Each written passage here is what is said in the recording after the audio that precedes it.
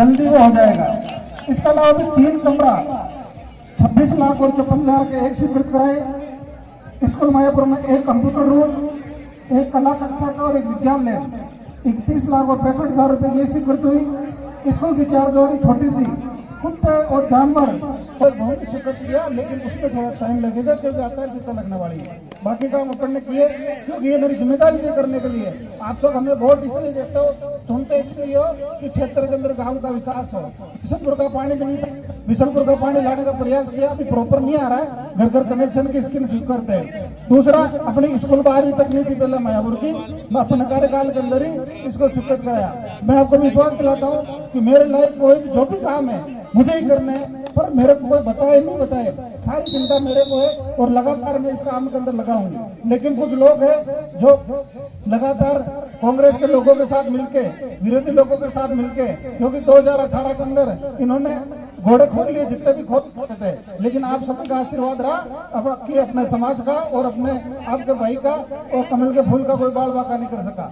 अब कुछ लोग हैं फूल में हाथ उगाना चाहते हैं। क्या उगाना चाहते हैं? फूल के अंदर हाथ उगाना चाहते हैं। ऐसे लोगों से आप सावधान रहो। अभी तो वो कमल के फूल का टिकट मांग रहे हैं, लेकिन पार्टी जब नहीं देगी तब वो कांग्रेस का काम करने का प्रयास करेंगे। मैं भी भारतीय जनता पार्टी के साथ हूँ। मेरा भी यही कहना है कि जिसको भी कमल का फूल भारतीय जनता पार्टी दे, अपन सबको साथ रहना है और कमल के फूल को अपन को सबको विजय बनाना है। और क्योंकि ये चुनावी वर्ष है, अभी 1 महीने बाद चुनाव है, तो कई तरह के लोग आएंगे, कई तरह की बातें करेंगे। अब पोस्टर तो खुद के लगा रहे हैं, कैसे दूसरी जगह से आ रहे हैं। वो साथ में कोई मैं कोई राजनीतिक ज्यादा बात नहीं करूंगा।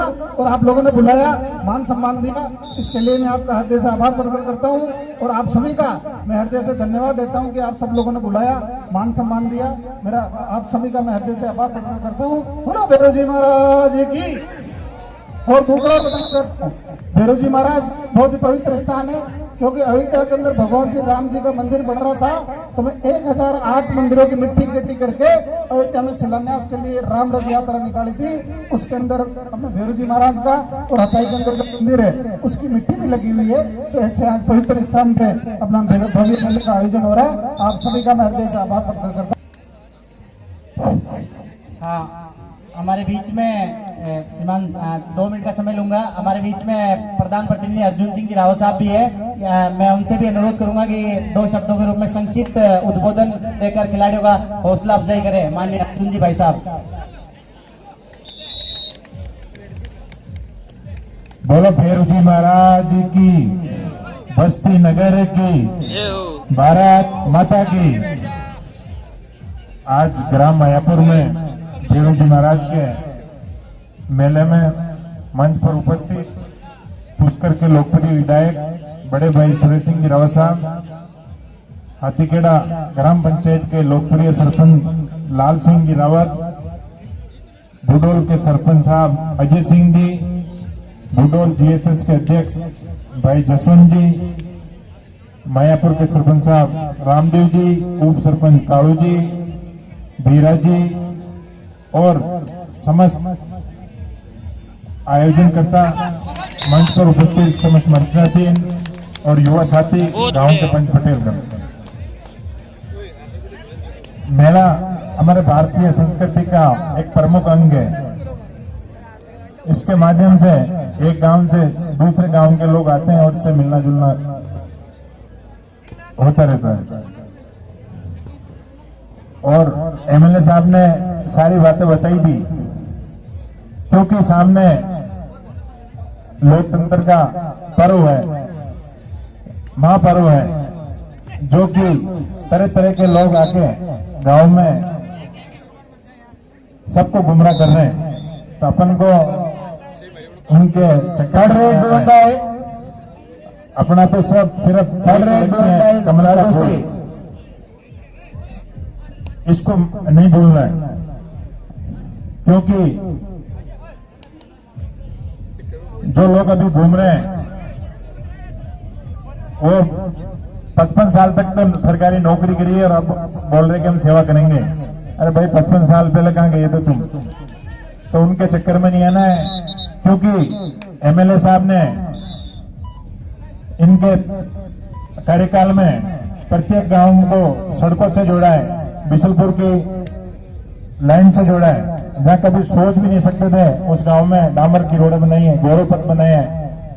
अपने पुष्कर विधानसभा के हर गांव के स्कूल है, उसमें डीएमएफटी फंड से चाहे किधर से भी फंड की व्यवस्था करी हो और विकास में कोई कमी नहीं रही है। रही बात जो भी अधूरे काम है वो पूरे करेंगे, क्योंकि जो सड़क बनती है वो टूटती भी है। आपकी बात को सबको सुनाना चाहता हूँ कि आपको लगाएंगे बोल। नहीं बिल्कुल आगे।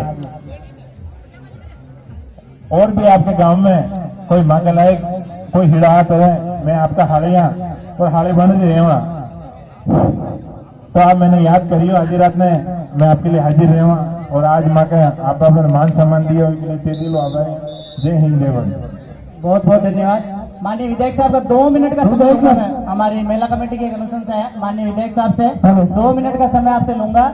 हमारे एक बार विराजमान रहा 2 मिनट में मैं अपनी बात संक्षिप्त में कहूंगा और आपको यकीन नहीं पूर्ण विश्वास दिलाऊंगा कि ये गांव आपको जब जरूरत पड़ेगी, चाहे प्रधान चुनाव में पड़े चाहे विधायक के चुनाव में पड़े, ये गांव 100% 160 भवन से या सांसद फंड से आप कहीं से भी इस रोड का जीर्णोद्धार करवाए और इस प्रकार करवाए कि ये रोड आगामी समय में पक्की रोड में सैंक्शन हो जाए। ये आपकी बहुत महत्वपूर्ण उपलब्धि रहेगी। नंबर 1।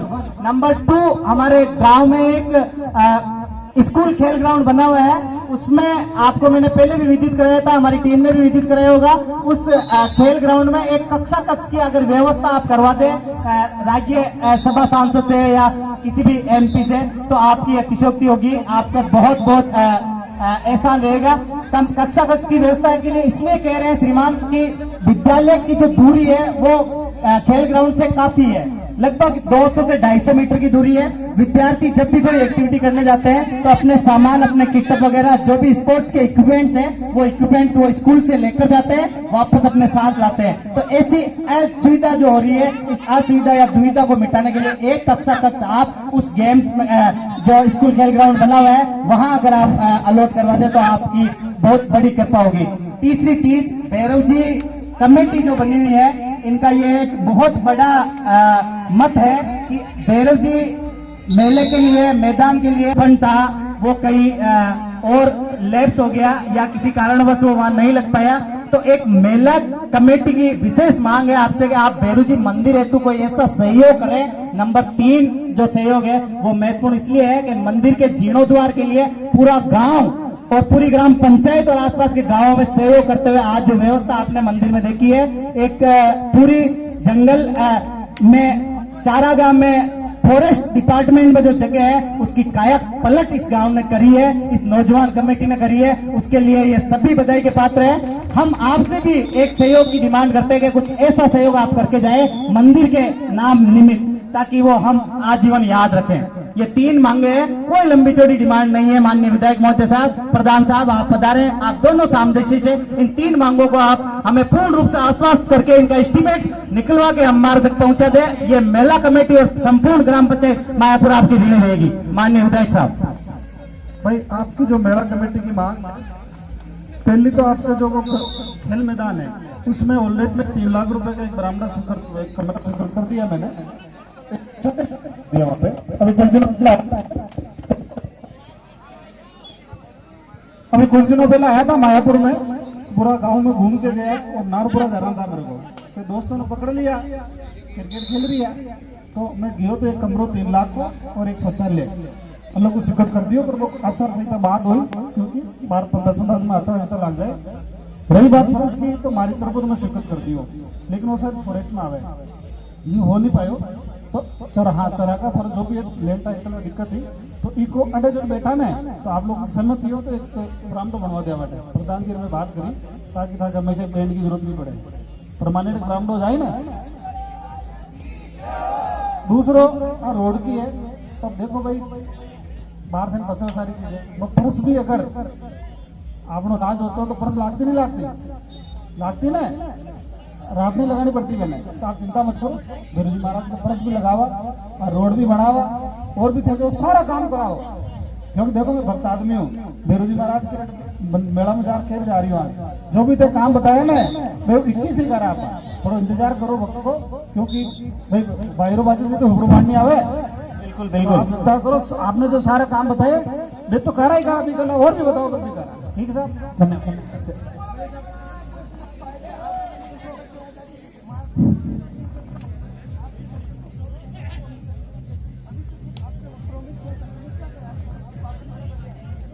भैया ऐसा है कि सरपंच मैंने तो बनाया नहीं, सरपंच का वोट मेरा नहीं लगता, मैं तो मेरे काम की गारंटी लेता हूँ। तो मेरे जो विधायक नाते जो काम हो सकता है वो मैं काम कराऊंगा, वो मेरे काम की गारंटी ले सकता हूँ। अगर किसी गांव का कोई सरपंच काम नहीं करता तो वो उसकी जिम्मेवारी मेरी नहीं है। बिल्कुल बिल्कुल कराएंगे ग्राम विकास अधिकारी। प्रधान जी एक बार की आपसे एक और दूसरा निवेदन था कि जैसा कि आपने भी हमें सूचित किया था, बताया था कि प्राथमिक चिकित्सा केंद्र है जो घोषणा और की और 55 लाख रुपए उसके स्वीकृत हो चुके हैं। तो उसके बारे में हमें पूरा ब्रीफ करें थोड़ा, क्योंकि वो लगभग 6-7 महीने पहले की सूचना है कि 55 लाख रुपए स्वीकृत हो गया है, लेकिन अब हमें पूरा ब्रीफ करें कि वो कब तक बन पाएगा, कब तक क्या हो पाएगा वो। हाँ भाई ऐसा है कि सरकार की अपनी प्रक्रिया है। एमएफटी फंड वो है और एक सरकार का नया नियम बना कि जो भी माइनिंग एरिया है उसका कुछ % पैसा डीएमएफटी फंड के अंदर वो डिस्ट्रिक्ट में जमा होता है।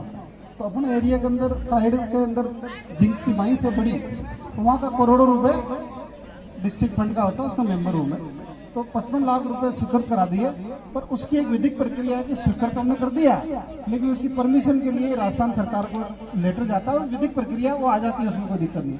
वहां से परमिशन आती है, उसके बाद टेंडर लगता है, टेंडर खुलता है, उसके बाद वर्कआउट होता है। तो इसके अंदर कुछ समय जरूर लगता है, उसमें लगेगा, लेकिन क्योंकि ये सरकारी पैसा है, पैसा होता है तभी स्वीकृति होती है। तो अपना काम स्वीकृति का था, तो स्वीकृत हो गया है। और उस टाइम के अंदर जो जो काम स्वीकृत हुआ है अभी एक भी चालू नहीं हुआ, वो प्रक्रिया दी है। अब उसकी एग्जैक्ट क्या स्थिति है एक बार कल मैं पता कर लूंगा कि वो टेंडर लगा नहीं लगा या कहीं काम अटका हुआ है, तो मैं भी बातचीत करके जल्दी निकलाऊंगा। लेकिन 55 लाख रुपए स्वीकृत हो गए, अपना वो बनेगा, उसमें कोई दो नहीं। साहब वही बता रहे हैं कि अगर 1 साल लगता हो आपके हिसाब से तो हमें 2 साल बता दीजिए, कोई दिक्कत नहीं है। हम आपसे नेता के हिसाब से बात नहीं कर रहे हैं, हम आपसे बात ऐसे कर रहे हैं कि आप हमारे अपने हो पूरी तरह से, और गांव हमसे सवाल पूछता है और बहुत ज्यादा विरोध, मैं कहता हूँ खुलेआम की, मतलब हम फेस करते हैं गांव को और युवाओं को हम फेस करते हैं, हमें पता है विरोध हो रहा है कि क्या किया, तो हमें जवाब देना है। इसलिए मैं बिल्कुल पूरी तरह से आपसे मतलब ब्रीफ चाहता हूँ कि आप अगर 1 साल लगता हो इस प्रोसेस में, हम नहीं समझते, 1 साल लगता हो आपने जो प्रोसेस बताया तो उसका हमें 2 साल बता दीजिए, हम 2 साल इंतजार करेंगे, लेकिन आप हमें ये चीज बताइए। बिल्कुल ये काम हो। भैया ऐसा है हेलो, आपके जो भी ये डीएमएफटी फंड की है ना, काल में एमए साहब पूछ थोड़ी है आपने काल शाम तक मैं बताता हूँ। आप बिल्कुल बताओ, और सरपंच साहब पक्को बताओ। इलेक्शन पहले 3 काम करा दीजिए। आपने